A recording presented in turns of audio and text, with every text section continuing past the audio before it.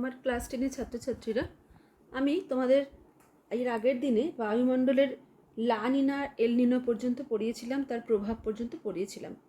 ঠিক আছে, এবার আজকে তার পর থেকে পড়াতে শুরু করছি। আজকে যেটা আমি পড়াবো সেটা লিখছি আমি, তোমরা আমার সঙ্গে সঙ্গে খাতায় লিখে পড়াটাকে ফলো করার চেষ্টা করো। বায়ুর চাপ, বলয় ও বায়ু প্রবাহ, এটা আমাদের পাঠ্য বিষয় আজকের। এই বায়ুর চাপ বলয় কাকে বলে তাকে সেটা পড়ার আগে প্রথমে পড়া দরকার যে বায়ুর চাপ বলতে আমরা কি বুঝি। বায়ুর চাপ কি? বায়ুর চাপ হচ্ছে বায়ুমণ্ডলের চাপ। বায়ুর চাপ আসলে কি? বায়ুমণ্ডলের চাপ, অর্থাৎ বায়ুমণ্ডল আমাদের পৃথিবীর উপরে, আমরা জানি যে বায়ুমণ্ডলের গ্যাসীয় পদার্থগুলো আমাদের পৃথিবীর উপরে পুরো বায়ুমণ্ডলের একটা আস্তরণ তৈরি করে রেখেছে। বলা হচ্ছে যে পৃথিবীর মাধ্যাকর্ষণে এই বায়ুমণ্ডল আমাদের, যদি আমি পৃথিবীর একটা উপরের ছবি আঁকার চেষ্টা করি,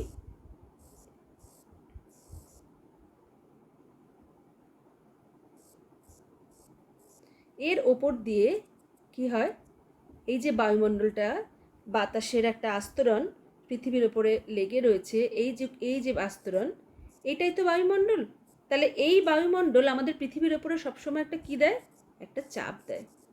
এই যে বায়ুমণ্ডলীয় চাপ বা বাতাসের চাপ, এই বাতাসের চাপকেই আমরা বায়ুর চাপ বলি। তাহলে বাতাসের যে চাপ, তাই হচ্ছে বায়ুচাপ। এবার এই বায়ুর চাপটা কোথায় কীরকম আছে, বা আমরা কী সাহায্যে বা কিসের সাহায্যে মাপি, প্রথমে দেখতে হবে যে বায়ুচাপের একক কী। এই বায়ুচাপ মাপার যে একক, বায়ুচাপের মাপার একক, প্রত্যেকটা জিনিসের আমাদের মাপার একটা একক আছে, সময়, তারপরে দূরত্ব, ওজন। সেরকম বায়ুচাপ মাপার যে একক, তার নাম হচ্ছে মিলিবার। মিলিবার এই এককটার সাহায্যে আমরা বায়ুচাপকে মাপি। এবারে এই বায়ুচাপ কোথায় কীরকম, সবচেয়ে বেশি বায়ুচাপ কোথায় হবে তোমাদের কি ধারণা? সেটা হচ্ছে, যদি আমি একটা কোনো অঞ্চল আঁকি, ধরো এটা একটা অঞ্চল, ঠিক আছে, এই অঞ্চলটার মধ্যে উঁচু পাহাড় আছে, এটা হচ্ছে পর্বত, এখানে উঁচু পাহাড় আছে, এটা মালভূমি, আবার এখানে হচ্ছে সমভূমি, সব আছে। এবার যেখানে গিয়ে শেষ হয়ে গেছে জায়গাটা, সেখানটা কি? সেখানে হচ্ছে সমুদ্র, সাগর, ঠিক আছে। এবারে এই সাগরের ওপরে সমুদ্রের, তার মানে কি, আমি যদি এর ওপরে বায়ুমণ্ডলকে ধরি, এর ওপরে আমাদের পৃথিবীর ওপরে, এর ওপরে আমাদের বায়ুমণ্ডলটা আছে, তাহলে তোমরা দেখো যে বায়ুমণ্ডল, আমি পুরোটাকেই যদি একটা গোল নায়কে এরকম করে আঁকি, তাহলে এইখানে যতটা বায়ুমণ্ডল আছে, এখানে তার থেকে বেশি বায়ুমণ্ডল আছে, আর এখানে সবচেয়ে বেশি বায়ুমণ্ডল আছে। আমি আরেকটা দাগ টেনে দিই, তাহলে কোথায় দেখছি? পার্বত্য, একটা পুরো আমাদের পৃথিবীর সবচেয়ে উঁচু জায়গা, এটা পাহাড়ের চূড়ো, পাহাড়ের চূড়াতে যে বায়ুমণ্ডল আছে, পাহাড়ের চূড়ার ওপরে যে বায়ুমণ্ডল, তার থেকে বেশি বায়ুমণ্ডল আছে মালভূমি অঞ্চলে, তার থেকে বেশি বায়ুমণ্ডল আছে সমভূমি অঞ্চলে। আর যদি সমুদ্রের ওপরটার কথা ভাবি, সমুদ্রের জলের তলের ওপর, সেখানে হচ্ছে সবচেয়ে বেশি বায়ুমণ্ডল আছে। সেই জন্য সমুদ্রের জলতলের ওপরের সমুদ্র পৃষ্ঠের যে গড় বায়ুচাপ, তাকে আমরা কি করি? বায়ুচাপের, সেটা হচ্ছে আমাদের মাথায় রাখতে হবে, মনে রাখতে হবে। সমুদ্র পৃষ্ঠের গড় বায়ুচাপটা কত, সেটা আমাদের মনে রাখতে হবে। তাহলে কতটা, এটা আমরা লিখে পড়ি। সমুদ্র পৃষ্ঠের, মনে রাখতে হবে সমুদ্র পৃষ্ঠ কিন্তু, অর্থাৎ সমুদ্রের জলের ওপরের তলের কথা বলছে। সমুদ্র পৃষ্ঠের গড় বায়ুচাপ কত? 1013.25 মিলিবার। আমি এক্ষুনি বললাম যে মিলিবার দিয়ে আমরা মাপি। তাহলে মানে চাপ মাপি, বায়ুর চাপ মাপি, তাহলে এইটা হচ্ছে সমুদ্রপৃষ্ঠের গড় বায়ুচাপটা আমাদের মনে রাখতে হবে, যেহেতু সমুদ্রপৃষ্ঠে গিয়েই আমাদের সবচেয়ে বেশি বায়ুচাপটা হয়, কারণ তার উপরেই বায়ুমণ্ডলের পরিমাণ সবচেয়ে বেশি। এইবারে বায়ুচাপ মাপার, তাহলে এটা মুখস্থ, এটা মনে রাখতে হবে। এখান থেকে একটা বিষয় মাথায় বসিয়ে নিতে হবে, ছোট প্রশ্ন আসে আমাদের খুব এখান থেকে। এবার যেটাতে যাচ্ছি সেটা হচ্ছে বায়ুচাপ মাপার একক, বায়ুচাপ মাপা হয় কোন যন্ত্রের সাহায্যে? বায়ুচাপ মাপার যন্ত্র, যেমন তাপ মাপা হয় থার্মোমিটার দিয়ে, অনেক রকম যন্ত্র আছে। তো সেরকম বায়ুর চাপ মাপার বা পরিমাপক যে যন্ত্র, সেই যন্ত্রের নাম হচ্ছে কি না ব্যারোমিটার। মুখস্থ করে ফেলবো, ব্যারোমিটার হচ্ছে আমাদের বায়ুর চাপ মাপার যন্ত্র। এবার এই ব্যারোমিটারের কতগুলো ধরন আছে, কতগুলো প্রকার আছে, কি কি? 1 নম্বর হচ্ছে টরিসেলির ব্যারোমিটার। টরিসেলির ব্যারোমিটার, বারবার ব্যারোমিটার কথাটা লিখছি না। 2 নম্বর হচ্ছে ফরটিনস ব্যারোমিটার, ফরটিনের ব্যারোমিটার, ঠিক আছে। 3 নম্বর হচ্ছে অ্যান্ড্রয়েড ব্যারোমিটার। বোঝা গেল? তার মধ্যে তাহলে কি প্রশ্ন হচ্ছে এটাই, যে আমাদের যদি প্রশ্ন আসে যে ব্যারোমিটার দিয়ে কি মাপা হয় বা বায়ুচাপ মাপার যন্ত্রের নাম কি, তাহলে আমরা ব্যারোমিটার লিখবো। এবার ব্যারোমিটারের টাইপটা কি বা ধরন কি কি রকমের ব্যারোমিটার আছে যদি আসে, তখন আমাদের এই নামগুলোকে লিখতে হবে। এবার একটা কথা বলি, টরিসেলি ব্যারোমিটার হচ্ছে সবচেয়ে প্রথম আবিষ্কার হয়, এবং এই ব্যারোমিটার একদম প্রাচীনতম ব্যারোমিটার। আমরা যে ল্যাবরেটরিতে, আমাদের জিওগ্রাফি ল্যাবে যেটা ব্যবহার করি সেটা হচ্ছে ফরটিনের ব্যারোমিটার। এই ফরটিনের ব্যারোমিটার দিয়ে আমরা মোটামুটিভাবে একদম, এখানে একটা ভার্নিয়ার স্কেল থাকে, যদি আমরা যখন বড় হব তখন তোমরা দেখতে পাবে, যদি আমরা জিওগ্রাফি পড়ি তাহলে তোমাদের সঙ্গে আমি তোমাদের দেখাবো যে এটাতে আমরা সঠিকভাবে মাপ নিতে পারি, সঠিক মাপ আসে, বায়ুচাপের মাপটা সঠিক হয়। আর শেষের 3 নম্বরটা যেটা, এই যে অ্যান্ড্রয়েড ব্যারোমিটার, এই অ্যান্ড্রয়েড ব্যারোমিটারের মধ্যে কোনো আচ্ছা, যেটা আরেকটা কথা আমার এখানে বলা হয়নি, ব্যারোমিটারের মধ্যে আমরা একটা বিশেষ জিনিস ব্যবহার করি, সেটা কি না পারদ, ঠিক আছে। ব্যারোমিটারে আমরা যেটা ব্যবহার করি সেটা হচ্ছে পারদ। হ্যাঁ, আমি যখন স্কুল খোলার পরে আমরা তোমাদের দেখানোর চেষ্টা করব ব্যারোমিটারকে, আমাদের ল্যাবরেটরিতে আছে। তাহলে অ্যান্ড্রয়েড ব্যারোমিটারের মধ্যে মনে রাখতে হবে এখানে কোনো পারদ থাকে না। এটা এমন একটা ব্যারোমিটার, এটা পারদ ছাড়া মাপা হয়, পারদ থাকে না। পারদ থাকে না বলে এই ব্যারোমিটারটা হ্যান্ডি হয়, খুব সহজে ব্যবহার করা যায়। এজন্য এটা ব্যবহার করা হয় কোথায়? নৌকা, ছোট বিমান, প্লেন আর কি যাকে বলে, তারপরে বাড়িতে, কেউ কেউ বাড়িতেও রাখেন ব্যারোমিটার বাড়িতে। এটা যেহেতু বহন করা সহজ এবং সোজা, ছোট আকৃতিতে, পারদ থাকে না, সেই জন্য এই সমস্ত জায়গাতে আমরা কি করি, এই অ্যান্ড্রয়েড ব্যারোমিটারটা ব্যবহার করি, ঠিক আছে। আচ্ছা, কি থাকে না এতে পারদ থাকে না। এবারে আরেকটা নাম আমি একটুখানি বলে নিই, সেটা হচ্ছে দিয়ে তারপরে তোমাদের দেখাবো আমি কীরকম দেখতে এগুলো। সেটা হচ্ছে একদম শেষে একটা যন্ত্রের নাম মনে রাখো, সেটা হচ্ছে ব্যারোমেট্রিক অল্টামিটার।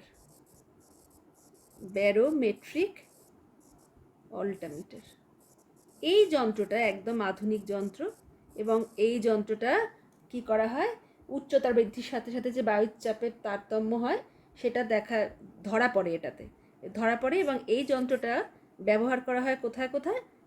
বিমানে, মানে এরোপ্লেনে আর হেলিকপ্টার, ঠিক আছে। হেলিকপ্টার আর বিমানে আমরা এই যন্ত্রটা ব্যবহার করি। তাহলে এটা হচ্ছে একদম আধুনিক ধরনের একটা ব্যারোমিটার, ঠিক আছে। তাহলে মনে রাখতে হবে কোথায় কোনটা ব্যবহার করা হচ্ছে। নৌকা, ছোট বিমানে ব্যবহার করা হয় অ্যান্ড্রয়েড ব্যারোমিটার, ব্যারোমেট্রিক অল্টামিটার ব্যবহার করা হয় হচ্ছে যেটা আমাদের প্লেনে, হেলিকপ্টারে উন্নত ধরনের ব্যারোমিটার। এবারে আমরা একটু ছবি দেখব যে কীরকম দেখতে ব্যারোমিটারটা। ব্যারোমিটারের ছবি আমার কাছে আছে, তোমাদের আমি দেখানোর চেষ্টা করছি, আমি স্ক্রিন শেয়ার করছি, স্ক্রিনের মধ্যে আমি দেখাবো, তোমরা দেখো, আমি তোমাদের দেখাচ্ছি। এই একটা ব্যারোমিটারের ছবি আছে, দেখতে পাচ্ছ, ওপরে লেখা আছে টরিসেলি, সবাই দেখতে পাচ্ছ টরিসেলি যে লেখা আছে এখানে, তার মানে এইটা হচ্ছে টরিসেলি ব্যারোমিটার। ঠিক আছে, একটা নল, কাঁচের নল আছে দেখতে পাচ্ছ, এই কাঁচের নল দিয়ে পারদ ওঠানামা করে। ঠিক আছে, এবং সেইটা দিয়ে পাশে যেরকম স্কেল দেওয়া আছে, লেখা আছে 620, 630 এরকম লেখা আছে, এটা দিয়ে চাপ মাপা হয়। এদিকেও একটা মাপ আছে, এই পাশে এটা তো ওইভাবে পরিষ্কার বোঝানো যাবে না, যদি আমি আলাদা করে দেখানো যায় তখন বুঝতে পারা যাবে। ঠিক আছে, তাহলে এইটা হচ্ছে একটা হলো। এক মিনিট, এবার পরের আরেকটাতে আমি যাচ্ছি, আগের মানে অন্য আরেকটা ছবিতে যাই।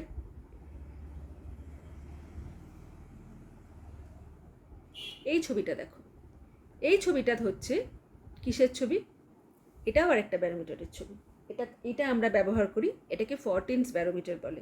এটা আমাদের জিওগ্রাফির সমস্ত ল্যাবরেটরিতে এটা ব্যবহার করা হয়, এবং এটা খুব মানে উপকার, মানে দেখার পক্ষে খুব সুবিধাজনক। এইটাকে বলা হয়। তাহলে এটা হচ্ছে আমাদের ফরটিনস ব্যারোমিটার। তাহলে আগেরটা আমরা টরিসেলি পড়লাম, এটা হচ্ছে 14 ব্যারোমিটার। তারপরেরটাতে যাচ্ছি।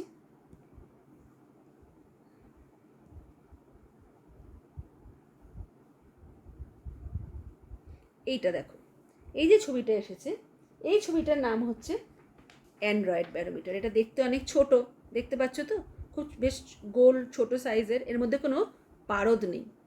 এটাকে বলা হয় অ্যান্ড্রয়েড ব্যারোমিটার। ঠিক আছে, এবং এটা আমরা কোথায় ব্যবহার করি বললাম? আমরা নৌকা, ছোট বিমান ইত্যাদিতে এই ব্যারোমিটারটা ব্যবহার করি। এরপরে এই যে ছবিটা এসেছে স্ক্রিনে, এটা দেখে বোঝাই যাচ্ছে এটা প্লেনের সামনে ককপিটের ছবি, যেখানে বসে প্লেন চালানো হয়। এইটা হচ্ছে প্লেনে ব্যবহার করা হয়, এরোপ্লেনে ব্যবহার করা হয়, হেলিকপ্টারে ব্যবহার করা হয় এই ব্যারোমিটারটা। এটা হচ্ছে ব্যারোমেট্রিক অল্টিমিটার। বোঝা গেল? তাহলে এই হচ্ছে আমাদের ব্যারোমিটারের ভাগ। ব্যারোমিটারের ভাগটা আমরা দেখলাম ছবি।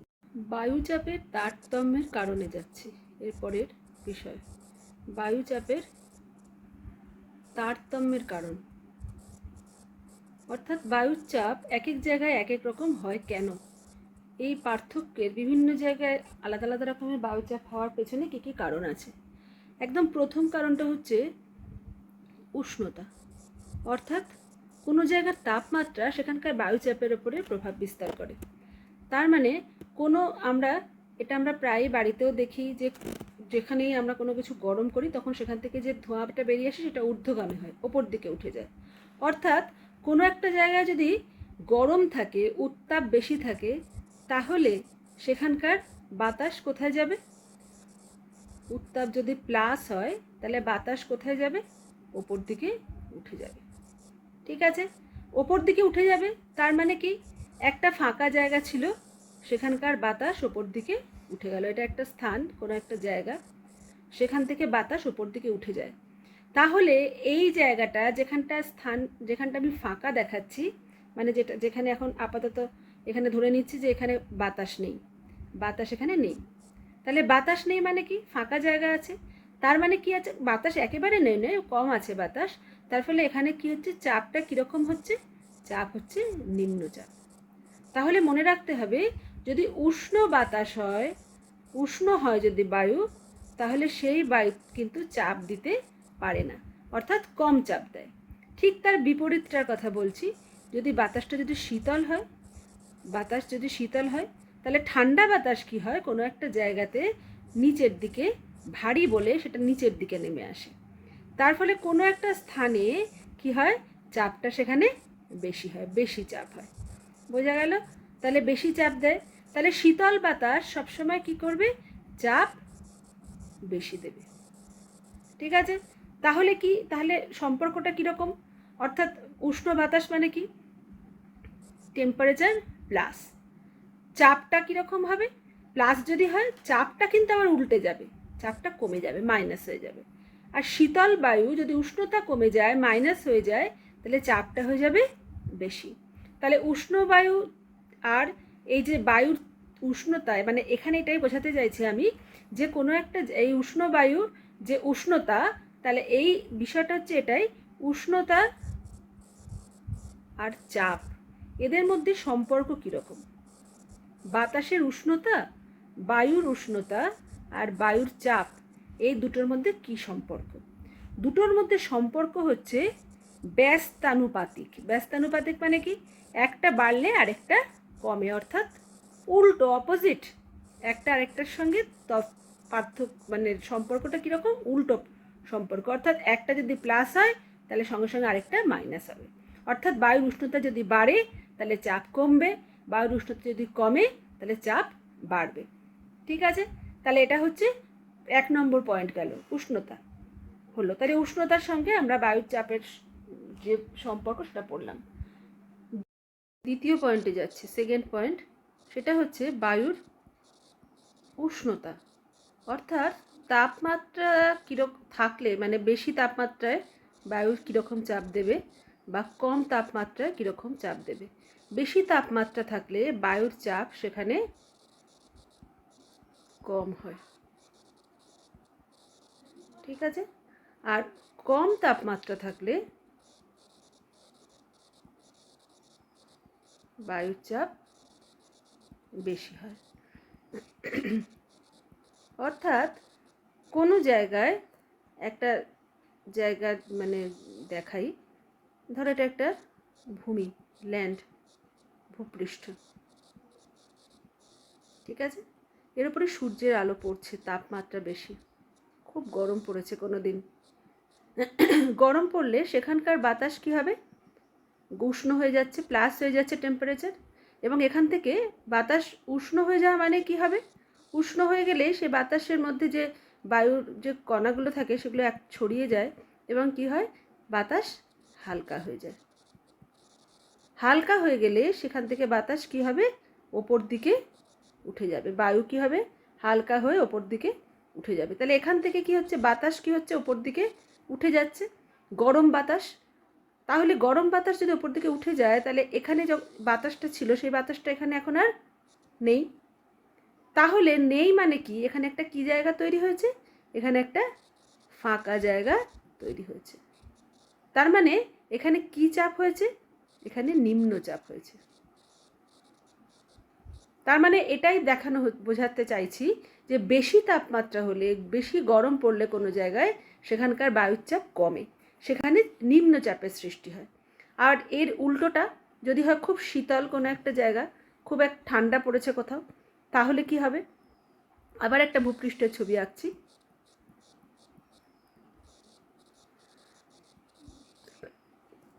এখানে খুব ঠান্ডা, খুব শীতল জায়গা, এটা খুব ঠান্ডা জায়গা, এখানে আকাশে মেঘ আছে বা বৃষ্টি পড়ছে, তাহলে কি হচ্ছে, এখানে ধরে নিচ্ছি আমি বৃষ্টি হচ্ছে, তাহলে কি হবে, তাহলে তাপমাত্রা কি হবে, এখানে কম, টেম্পারেচার কম। এবার টেম্পারেচার কম মানে বাতাস কি হচ্ছে, ভারী বাতাস হচ্ছে, ভারী বাতাস। ভারী বাতাস মানে কি, সেটা নিচের দিকে নেমে আসছে, চাপ দিচ্ছে। নিচের দিকে নেমে আসার জন্য এখানে তো আগে একটা বাতাস ছিলই, ধরেই নিচ্ছে আমি, কোনো জায়গা পৃথিবীর কোথাও তো ফাঁকা থাকে না, তাহলে এখানে তো বাতাস আছেই।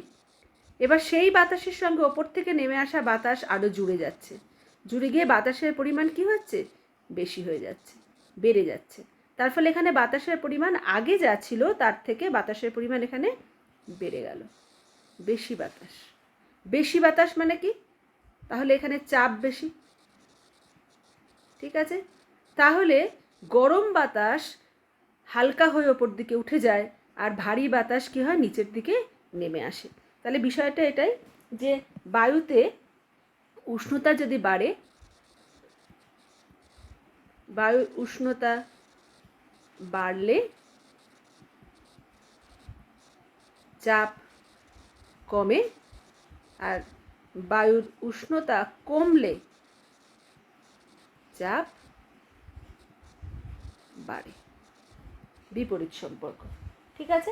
একটার সঙ্গে আরেকটার উল্টো সম্পর্ক বা বিপরীত সম্পর্ক দেখা যায়। তাহলে এই সম্পর্কটাকে কি সম্পর্ক বলা যাবে, দুজনের মধ্যে সম্পর্কটা কি, এটা হচ্ছে বিপরীত সম্পর্ক। বোঝা গেল? তাহলে আমরা দুটো হলো আমাদের পড়া, একটা হচ্ছে উষ্ণতার তারতম্যে, একটা উচ্চতার তারতম্যে। পরেরটাতে যাচ্ছি, তারপরের পয়েন্টে যাচ্ছি। এখানে যে পরের পয়েন্ট সেটা হচ্ছে যে পৃথিবীর আবর্তন গতি, 3 নম্বর পয়েন্ট, পৃথিবীর আবর্তন গতি। বলা হচ্ছে যে পৃথিবী, আমরা জানি যে পৃথিবী কি করে, কোন দিক থেকে কোন দিকে ঘোরে, আমরা যেদিকে সূর্যকে উঠতে দেখি আর যেদিকে অস্ত যেতে দেখি তার বিপরীতমুখী পৃথিবীর ঘূর্ণন, তাই তো? তাহলে পৃথিবী ঘোরে কোন দিকে? এটা হচ্ছে পূর্ব, এটা হচ্ছে পশ্চিম, এটা হচ্ছে উত্তর, এটা দক্ষিণ। তাহলে পৃথিবীর ঘূর্ণন পশ্চিম থেকে পূর্ব দিকে এইভাবে ঘুরছে পৃথিবীর ঘোরা। এবার এইভাবে ঘোরার জন্য পৃথিবীর, আমরা জানি যে পৃথিবীর মাঝখানটাতে নিরক্ষরেখা আছে এবং পৃথিবী সবচেয়ে বেশি মোটা কোথায়? মাঝখানে, এখানটায় সবচেয়ে বেশি স্ফীত এবং এইখানেই পৃথিবীর গতি সবচেয়ে বেশি। তাহলে আমরা যে কোনো জিনিসকে যদি জোরে ঘোরানো হয় তাহলে সে তার গতিবেগ সবচেয়ে বেশি হয় কোথায়? সেটা যেখানে সবচেয়ে বেশি স্ফীত বা যেখানে তার গোলত্বটা সবচেয়ে বেশি সেখানে। তাহলে পৃথিবীর আবর্তন গতির জন্য পৃথিবীর যে উপরে থাকা যে বাতাস, পৃথিবীর বাতাস, সেটা কী হয়? বাইরের দিকে বেরিয়ে যেতে চেষ্টা করে, ডিফ্লেকশন হয়, বাইরের দিকে বেরিয়ে যায়। এই বাড়ি থেকে কেন্দ্রে এই আবর্তন গতির জন্য কোরিওলিসিস বল সৃষ্টি হয়। তার ফলে কেন্দ্র থেকে একটা বহির্মুখী একটা বলের প্রভাবে বায়ু কী করে? বাইরের দিকে ছিটকে বেরিয়ে যেতে চায়। এই যে বায়ুর বাইরের দিকে ছিটকে বেরিয়ে যাওয়ার যে প্রবণতা, বায়ুর বাইরের দিকে ছিটকে যাওয়ার প্রবণতা, এর ফলে ছিটকে যাওয়ার জন্য কি হয়? বাতাসের পরিমাণ কমে যায়। ঠিক আছে, বাতাসের পরিমাণ কমে, যে বাতাস আছে সেই বাতাসটা এখান থেকে ছিটকে বাইরে বেরিয়ে যেতে চাইছে। কেন বেরিয়ে যেতে চাইছে? যেহেতু পৃথিবী ঘুরছে, পৃথিবীর ঘূর্ণন বেগ সবচেয়ে বেশি হচ্ছে পৃথিবীর মাঝখানে, তাহলে বেরিয়ে যেতে চাইছে এবং এখানে বাতাসের পরিমাণ কমে যাচ্ছে। তার ফলে মাঝখানে পৃথিবীর মধ্যভাগে, অর্থাৎ 0 ডিগ্রি যেখানে নিরক্ষরেখা, নিরক্ষীয় অঞ্চলে পৃথিবীর আবর্তন বেগ সবচেয়ে বেশি। ঠিক আছে, সবচেয়ে কম কোথায়? সবচেয়ে কমের দিক কোথায়? যত উত্তর দিকে উঠে যাবে বা দক্ষিণ দিকে নামা যাবে, এই দিকে অথবা নিচের দিকে, এখানটা ঘূর্ণন বেগ বেশি আর পৃথিবীর ঘূর্ণন বেগ কম হচ্ছে উত্তর আর দক্ষিণ মেরুতে। তাহলে এই দুটো জায়গাতে বাতাসের ডিফ্লেশন এখানে কি হয়? কম হয়, এখানেও কম হয়। তার ফলে কি হয়? যে বায়ুর বাইরের দিকে ছিটকে যাওয়ার যে প্রবণতা, যেহেতু নিরক্ষরেখা সবচেয়ে বেশি, সেই জন্য নিরক্ষরেখাতে কি হয়? বাতাসের চাপ কম থাকে। নিরক্ষরেখায় বাতাস কম, সেই জন্য বাতাসের চাপ কম। ঠিক আছে, বায়ুচাপ কম। আর অন্য দুটো মেরুতে, মেরু অঞ্চল দুটোতে বা মেরু অঞ্চলের দিকে যত যাওয়া যাবে, মেরু অঞ্চলের দিকে যত আমরা যাব তত সেখানে কি হবে? সেখানে কি হবে? এটার উল্টো হবে। কি হবে? বাতাস সেখানে কিন্তু ডিফ্লেশন হচ্ছে না, বাতাস বাইরের দিকে বেরিয়ে যেতে পারছে না, কম বেরোচ্ছে, বাতাস সেখানে বেশি আছে। তার ফলে কি হবে? বাতাস বেশি আছে বলে বায়ুর চাপ কী হবে? বেশি হবে। ঠিক আছে, তাহলে পৃথিবীর আবর্তন গতি হচ্ছে বায়ুচাপের পরিবর্তনের কারণ। আরেকটা যেটা তারপরেরটা, এখানে এটা আমার 3 নম্বর ছিল, 4 নম্বর পয়েন্টে যাচ্ছি। 4 নম্বর পয়েন্ট হচ্ছে জলীয় বাষ্প। জলীয় বাষ্পের পরিমাণ, বাতাসে জলীয় বাষ্পের পরিমাণের ওপর সেখানকার চাপ নির্ভর করে। জলীয় বাষ্প নিজেই হালকা, বাতাস কি হয়? আমরা যখন জলকে উষ্ণ করি তখন সেই জল কি হয়? জলীয় বাষ্পে পরিণত হয়। আমরা একটা ধরো কাপের মধ্যে গরম দুধ বা কিছু আছে, তাহলে এখান থেকে কি হচ্ছে? হালকা, যখন ওপর থেকে জলীয় বাষ্পপূর্ণ বায়ু কি হবে? ওপর দিকে উঠে যাবে। তাহলে যে বাতাসে জলীয় বাষ্প থাকে বা যেখানে জলীয় বাষ্প থাকে, সেই জলীয় বাষ্প নিজেই কি হয়? হালকা, এই জন্যই ওপর দিকে উঠে যায়। জলীয় বাষ্প হালকা বলেই ওপরে উঠে যায়।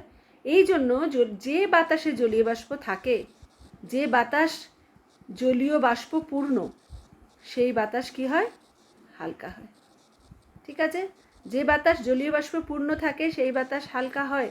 তার মানে জলীয় বাষ্পযুক্ত বাতাস হালকা হবে, আর যেখানে জলীয় বাষ্প থাকবে না, জলীয় বাষ্পযুক্ত বাতাস, জলীয় বাষ্প প্লাস হলে কি হবে? বাতাস কম চাপ দেবে, হালকা হবে। ঠিক আছে, ঠিক। আর জলীয় বাষ্প যদি কম থাকে, বেশি হয়, তাহলে কি বেশি হবে? বাতাসের চাপ সেক্ষেত্রে বেশি হবে, কারণ সেক্ষেত্রে তো জলীয় বাষ্প কম আছে, মানে সেই বাতাসটা কি হচ্ছে? বেশি আছে মানে সেটা হালকা, আর কম আছে মানে সেটা ভারী। তাহলে কি হচ্ছে, এটাও তাহলে উল্টো সম্পর্ক। জলীয় বাষ্প যদি বেশি থাকে তাহলে বাতাসের চাপ কম হবে, আর জলীয় বাষ্প যদি কম থাকে সেই বাতাস কিন্তু হালকা হবে না, ভারী হবে, সেই বাতাসের চাপ বেশি দেবে। তাহলে এই হচ্ছে আমাদের কতগুলো পড়লাম আমরা। আমি এটার সঙ্গে সঙ্গে আমি কিছু ছবি দেখাবো তোমাদের, এর সঙ্গে যুক্ত কতগুলো ছবি আছে একটু দেখাচ্ছি, তোমরা আমার স্ক্রিনে দেখো যে ছবিগুলো পরপর আমার আসবে। যেমন এখানে একটা ছবি আছে, এটা দেখতে পাচ্ছ যে কলকারখানার ছবি, যেখানে এক্ষুনি পড়লাম যে বাষ্পের কথা। এই বাষ্প দেখা যাচ্ছে ওপর দিকে কি হচ্ছে, ওপর দিকে উঠে যাচ্ছে, ঠিক আছে। এবার ওপর দিকে উঠে যাচ্ছে মানে কি, ওপর দিকে উঠে যাচ্ছে মানে হালকা, ওই জন্য ওপর দিকে উঠে যাচ্ছে। এরকম ওপর দিকে ওঠার দেখা যাচ্ছে এখানে পুরো ধোঁয়ার হয়ে আছে, ওপর দিকে উঠে যাচ্ছে। তাহলে ওপর দিকে উঠে যায় মানে হালকা হয়ে যাচ্ছে, হালকা হয়ে ওপর দিকে উঠে যাচ্ছে।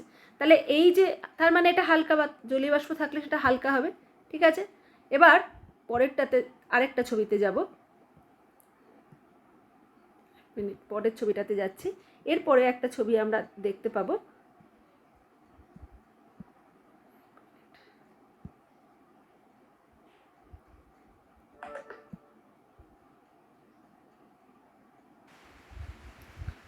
পরের ছবিটাতে যাচ্ছি। এখানে একটা ছবি দেখতে পাচ্ছ, এই ছবিটার মধ্যে দেখা যাচ্ছে যে এখানে কিন্তু বাতাস, যেটা আমি তোমাদের একটু আগে বললাম সেটা এখানে দেখা যাচ্ছে। অর্থাৎ কি হচ্ছে, বাতাস গরম হয়ে যাচ্ছে যখন, তখন বাতাস কি হচ্ছে, ওপর দিকে উঠে যাচ্ছে। ছবিতে একটুখানি আমি দেখাই, এখানে বাতাস গরম, হালকা বাতাস গরম উঠে যায়। কেন হালকা বাতাস, এখানটা কি আছে, এখানে গরম, গরম বলেই লো প্রেশার লেখা আছে, ঠিক আছে। আর এই দিকটাতে দেখো লেখা আছে কোল্ড হাই প্রেশার, মানে এখানে ওপর থেকে বায়ুটা নিচের দিকে নামছে। এখানে দেখো মেঘ দেওয়া আছে, তার মানে যেখানে কোল্ড হাই প্রেশার, যেখানে কোল্ড হবে, যেটা ঠান্ডা হবে, সেখানে কিন্তু প্রেশার বেশি হবে। আর যেখানে ওয়ার্ম হবে, যে জায়গাটা যেটা গরম হবে, সেখানকার প্রেশার লো হবে, কম হবে, এবং সেটা সেখান থেকে বাতাস হালকা হয়ে ওপর দিকে উঠে যাচ্ছে বলেই সেখানে কি হচ্ছে, এই ফাঁকা জায়গাটা তৈরি হয়েছে। আর এখানে বাতাস ওপর থেকে নিচে নামছে বলেই সেখানটায় বাতাসের পরিমাণ বেড়ে গেছে এবং সেখানে হাই প্রেশার তৈরি হয়েছে। এটা হচ্ছে এখানকার, এটা তাহলে এইটুকু হচ্ছে আমাদের আজকের বিষয়। আমি আর পরেরটাতে যাব, পরের পয়েন্টটাতে যাচ্ছি, এরপরে যা আছে সেটাতে যাচ্ছি। এরপরে যেটা আছে, তাহলে এখান থেকে আমরা, তাহলে আমি আমার লেখাতে আবার যাচ্ছি, এক মিনিট, এই লেখাতে আমি আবার যাচ্ছি, যেখানে আমরা ছিলাম সেখানটাতে আমি আবার যাচ্ছি। এই যে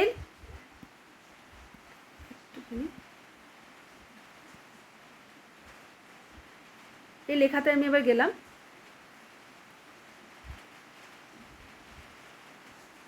এর পরের যে বিষয়টা সেটা হচ্ছে, যেটা আমি পড়াবো সে তারপরটা হচ্ছে, এটা আমরা সম উষ্ণ রেখা বা সমষ্ণ রেখা আমরা আগে পড়েছি। আজকে যেটা পড়বো সেটা হচ্ছে সমচাপ রেখা। তাহলে নামটা শুনে ইংরাজিতে এটাকে কি বলে, এটাকে বলা হয় আইসো বার বলে, আইসো বার। অর্থাৎ যেখানে যেখানে সমান চাপ আছে মানে পৃথিবীর ওপরে, যেখানে যেখানে সমান চাপযুক্ত অঞ্চল, সমান চাপযুক্ত অঞ্চলকে যখন আমরা কোনো কাল্পনিক রেখা দিয়ে যুক্ত করি, সমান চাপযুক্ত অঞ্চলকে যে রেখা দিয়ে যুক্ত করা হয় কোনো মানচিত্রের মধ্যে, সেই রেখাকে বলা হয় সমচাপ রেখা। যে রেখা দিয়ে যুক্ত করা হয় তাকে সমচাপ রেখা বলে। এই সমচাপ রেখা আমরা মানচিত্রের ওপর টানি, ঠিক আছে। এবার কীরকম দেখতে হয় সমচাপ রেখাকে, সমচাপ রেখার ডেফিনেশন আছে, সমচাপ রেখা কীরকম দেখতে হয় একটু দেখব আমরা। আমি তোমাদের স্ক্রিনে দেখাবো, সমচাপ রেখা একটু দেখো কীরকম দেখতে হয়।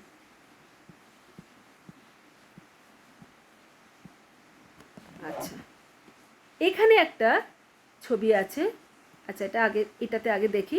এখানে সমচাপ রেখার ছবি আছে, এখানে ভারতের মানচিত্র দেওয়া আছে এবং তার উপরে কতগুলো রেখা টানা আছে, এবং সেই রেখাগুলো হচ্ছে সমচাপ রেখার রেখা। এখানে দেখো লেখা আছে সমচাপ রেখা। এই সমচাপ রেখাটা কীরকম, রেখাগুলো দেখো কীরকম করে গেছে। যেমন যে কোনো একটা রেখা নিয়ে নিচ্ছি, যেমন 15 ডিগ্রি রেখাটা এইভাবে গেছে। তাহলে এইভাবে কেন গেছে, তার মানে এই রেখাটা যেখান দিয়ে গেছে সেখানে কি আছে, নিশ্চয়ই একই রকম চাপ আছে। তার মানে কত, এখানে কত মাপটা দেওয়া আছে, 1000 মিলিবার এরকম করে মিলিবারে দেওয়া আছে। তাহলে এইখানে দেখো 14, তারপরে 12, 20, এখানে তার মানে নিশ্চয়ই এখানে 1012, তারপরে এখানে 1010, 1012 এখানে দেওয়াই আছে 1012 মিলিবার। তাহলে 1012 মিলিবারের দাগ এটা। তার মানে যেখানে যেখানে 1012 মিলিবার চাপ আছে, বায়ুর চাপ, সেখানে সেখানে এই রেখাটা গেছে। আবার এখানেও একটা 1012 মিলিবারের চাপ আছে। তার মানে যে রেখাগুলো আমরা এই দেখো এটা ওপর দিকে চলে গেছে, একদম এরকমভাবে গেছে। তাহলে এই রেখাগুলো দিয়ে তাহলে এরকমভাবে টানতে হয়। 1012 পরেরটা হচ্ছে 1014, এই যে এটা 1014 দাগ, ঠিক আছে। তারপরে এটা 1020 দাগ, এরকমভাবে পরপর পরপর গেছে। 12 পরে 14, 2 করে করে এখানটাতে যেটা বলার বিষয়, তাহলে এগুলো হচ্ছে প্রত্যেকটা সমচাপ রেখা। এখানে একটা অন্য রং দিয়ে দেখাই। এর মাঝখানে আমরা দেখছি যে এই রেখাটা এটা একটা গোল অংশ তৈরি করেছে, ঠিক আছে। 1010 মিলিবার লেখা আছে। এই যে সমচাপ রেখাটা গোল করে চক্রাকারে প্রায় গোলাকারে রয়েছে, এই যে প্রায় গোলাকার, এই রকম একটা গোলাকার যে দাগ বা রেখা তৈরি করেছে, সেটাকে আমরা কি বলছি? কোষ বলছি। মনে রাখতে হবে, এটাকে কোষ বলা হয়, ঠিক আছে। কোষ বলা হয়। সমচাপ রেখা যদি চক্রাকারে থাকে তখন তাকে কোষ বলা হয়, বা প্রেশার সেল বলা হয়, ইংরেজিতে প্রেশার সেল বলা হয়, ঠিক আছে। আর এবার ধরো এই যে ছবিটা এখানে একটা যে পরপর দেখতে পাচ্ছ যে এই রেখাগুলো কীরকম, এর মধ্যে যে রেখাগুলো খুব ক্লোজ দেখা যাচ্ছে প্রত্যেকটা রেখা।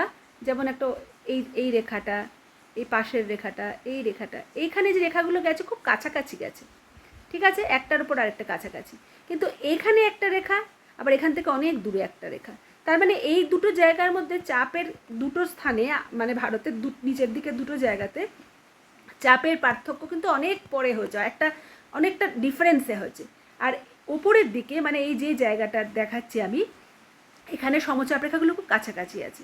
তাহলে সমচাপ রেখাগুলো কাছাকাছি আছে মানে কি? যেখানে চাপের পরিবর্তনটাও খুব দ্রুত হয়েছে, ওই জন্য এরকম কাছাকাছি আছে, ঠিক আছে। এবারে পরের একটা ছবিতে যাব।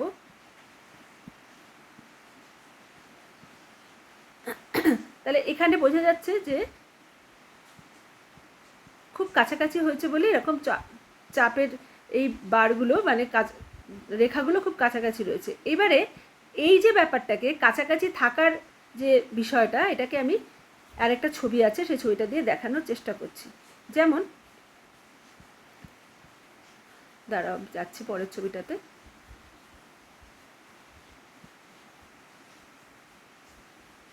এখানে একটা ছবি আছে, দেখো এখানে বলা আছে, এটাতে কি লেখা আছে? বায়ুচাপীয় ঢাল। অর্থাৎ এখানে এই যে একটা রেখা, লাল রঙের রেখা, একদিকে লেখা আছে হাই প্রেশার, একদিকে লেখা আছে লো প্রেশার। এইখানেও কিন্তু দুটো বায়ুচাপের কোষ তৈরি হচ্ছে, বায়ুর আগে যেটা বললাম কোষ তৈরি হচ্ছে। এখানে একটা হাই প্রেশার, উচ্চচাপের কোষ, এখানে একটা নিম্নচাপের কোষ। এই যে দুটোর মধ্যে যে একটা যোগ করা হয়েছে একটা রেখা দিয়ে, এখান থেকে কিন্তু বায়ুচাপ কী হচ্ছে? ঢাল হয়েছে। তার মানে কীরকম ঢাল হয়েছে? যদি আমরা একটা ম্যাপে আমরা যখন মানে অন্য সময় দেখব, যদি আমরা মানে উঁচু টাসে উঠে যখন দেখব, উচ্চচাপ মানে কি এদিকটা উঁচু।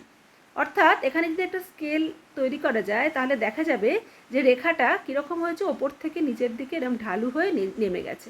অর্থাৎ এদিকটা যদি উচ্চচাপ হয়, এদিকে যদি হাই প্রেশার হয়, এদিকে হচ্ছে নিম্নচাপ, লো প্রেশার। প্লাস, এটা প্লাস, এটা মাইনাস। অর্থাৎ এই ছবিটাকে মানে এই যে ঢালু হয়ে নেমে যাওয়া, বায়ুর চাপের যে ঢাল যে নেমে যাওয়া, এই নেমে যাওয়াটাকেই বলা হয় বায়ুচাপের ঢাল। এটাকে ঢাল বলে, স্লোপ বলে। কার স্লোপ? বায়ুচাপের স্লোপ, বায়ুচাপের ঢাল, ঠিক আছে। এই তাহলে বায়ুচাপের ঢাল কাকে বলে বা স্লোপ কাকে বলে বলতে হবে যে সমচাপ রেখাগুলো যখন একটা থেকে আরেকটাতে যদি আমরা একটা রেখা দিয়ে যোগ করি, তাহলে সমচাপ রেখাগুলো যদি কাছাকাছি থাকে তাহলে কি হবে? বোঝা যাবে যে বায়ুচাপের ঢালটা খুব কাছাকাছি বা দ্রুত হয়েছে। আর যদি দেখা যায় যে না, তা হচ্ছে না, অনেক দূরে দূরে থাকছে, তাহলে বোঝা যাবে বায়ুচাপের ঢালটা সেখানে আস্তে আস্তে এসেছে, ঠিক আছে। তাহলে বোঝা যাচ্ছে। এবারে আবার তাহলে আমি বিষয়টাতে যাচ্ছি, আমার যে লেখাটাতে সেখানে যাচ্ছি। তাহলে এখান থেকে আমরা কি পড়ছি? তাহলে এখানে আমার হচ্ছে বায়ুচাপের ঢাল কাকে বলে, ঠিক আছে। ঢালটা এরকম, যদি বায়ুচাপের এই রকম একটা ছবি আছে, এইখানটাতে বায়ুচাপের ঢালটা হচ্ছে একটা থেকে অনেকটা দূরে, আর এখানে বায়ুচাপের ঢালটা কি কাছাকাছি। তাহলে এখানে বায়ুচাপের ঢাল কম, এখানে বায়ুচাপের ঢাল বেশি, এটাই বোঝানোর চেষ্টা করা হয়েছে। এগুলো প্রত্যেকটা কি, এগুলো প্রত্যেকটা এক একটা সমচাপ রেখা। ঠিক আছে, তাহলে বায়ুচাপের ঢাল পড়লাম। এইটুকু আজকের পড়া। তোমরা বাড়িতে পড়বে, পড়ে জিনিসটাকে বুঝতে পারছো কিনা দেখবে, দেখে আমাকে, আমি রাত্রিবেলা প্রশ্ন দেব, সেই প্রশ্নের উত্তর করার চেষ্টা করবে। ঠিক আছে, তাহলে এখান থেকে যে বড় প্রশ্ন আমরা কী কী পাবো, এখান থেকে বড় প্রশ্ন হচ্ছে বায়ুচাপের তারতম্যের কারণগুলো কী কী। বায়ুচাপের তারতম্যের ছোট প্রশ্ন আমি বিকেলবেলা সন্ধ্যেবেলা দিয়ে দেবো। তারতম্যের কারণগুলো কী কী, এটা বড় প্রশ্ন, অবশ্যই বড় প্রশ্ন, এটা 5 নম্বরের প্রশ্ন। ঠিক আছে, আর আরেকটা দেই, সেটা হচ্ছে সমচাপ রেখা কাকে বলে।